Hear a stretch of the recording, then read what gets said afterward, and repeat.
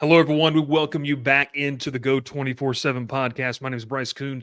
And if you're watching on YouTube, you can obviously see our special guest today is Brian Thomas Jr. Brian, look, man, it's no secret about it. You got a big day coming up. So, first off, kind of talk to me. How are you feeling?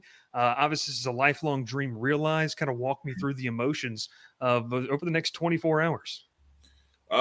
Yes, sir. Excited. Just ready to go. Ready to get there and do it.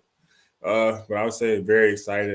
It's a big moment in my life. Like I said, like you said, I've been dreaming of this moment since I was a little kid. So it's just amazing feeling. Just ready to go.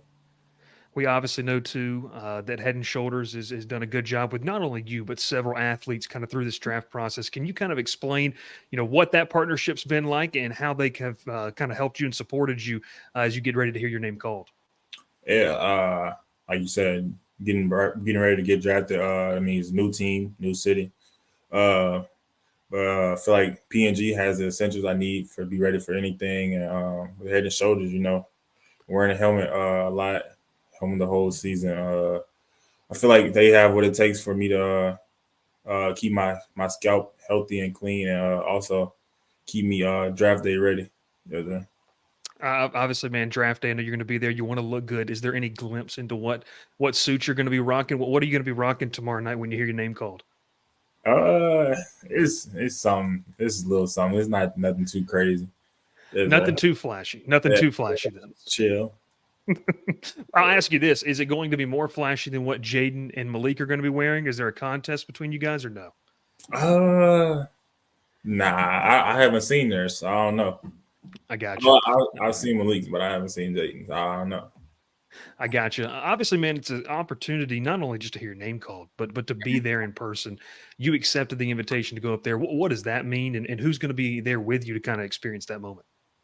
It's a dream come true. Something I always dreamed of, walking across the stage, shaking the commissioner's hand. Like you said, it's just a dream come true. And I got my mom, my dad here, my older cousin, my agent, and another one of my cousins and his wife. You talk about kind of that lifelong dream, man. Everyone knows your story, breakout season this past year. When you kind of look back at it and just what this past season meant, and the opportunity to hear your name called, go back to last offseason. What were some of the goals that you set out for yourself? And when you go back a year, is it kind of crazy how these all this kind of worked out? Yeah. Like I said, I set a goal like in the spring to come out next spring. I want to be in declaring or in draft. So yeah, that was a big goal that I had that I set for myself. A year later, I feel like I've accomplished that goal. But now, just want to keep going to what's next. Just keep pushing forward and keep continue to accomplish goals.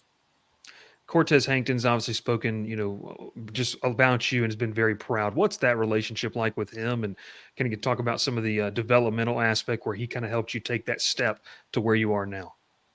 Yeah, like I said, Coach Hankton was a great coach for me. I look at him as more than a coach.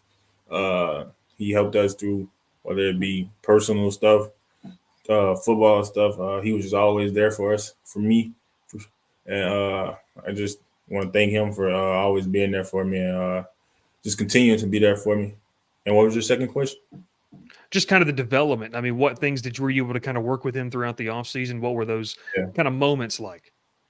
Like he stayed on me. He pushed me every day at practice. He pushed us to be better as a group. Pushed us to be the best that we can be. To whether it be teammates or just being the best that we can be as a player. So yes, sir. I mean, he was a great coach. He was amazing to all of us.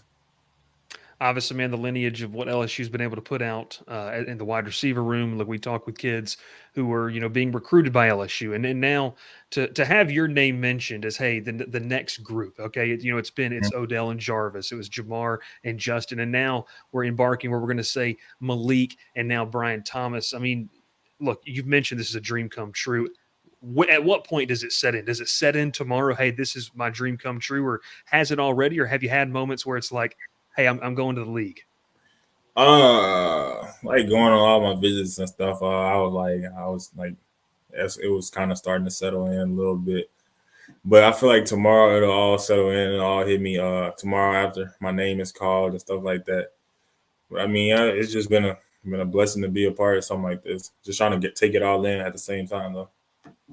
We mentioned P&G earlier in the show, and I'll kind of say it again here. Can you kind of explain for our viewers and listeners, what is the P&G Draft House? What is that, and how have you kind of, been sponsored by that and continuing to kind of work in that partnership?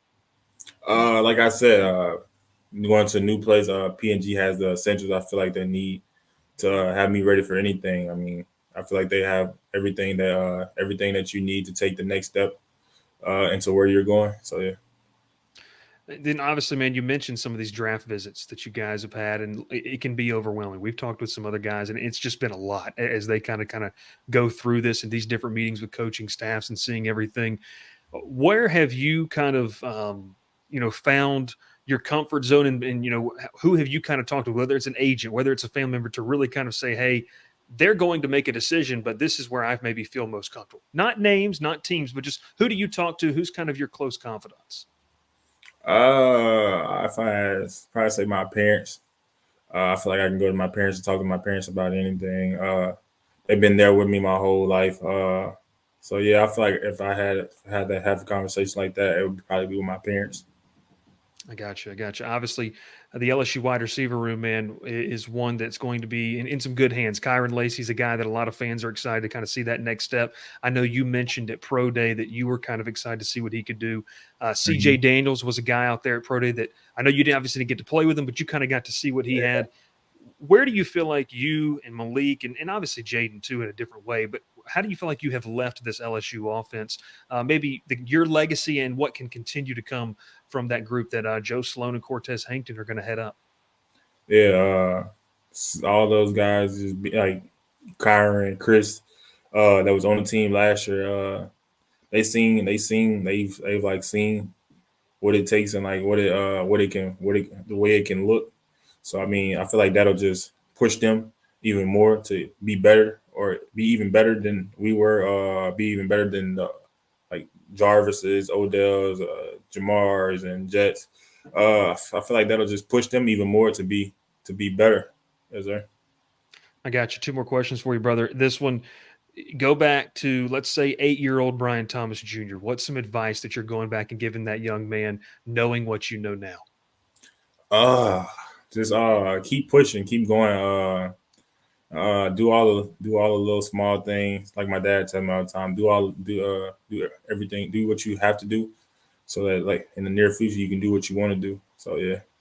I gotcha. Last one. Here's a fun one for you. What's your expectation for a Madden rating? You're going to get this question. What's your expectation for the Madden rating? And maybe what is going to be your best attribute, whether it's speed, catching ability, any of that type of stuff? Uh, Probably. I know they start you off kind of low, so I'll probably go like a 79, right at 80. Probably like 80. And my speed probably be the best. I got you. I got you. Yeah. That's Brian Thomas Jr. Now we can say former LSU Tiger, but always going to be an LSU Tiger. And we can't wait to see where his name is called here in just 24 hours when we record this. We thank you so much for watching here on the latest episode of the Go 24/7 podcast.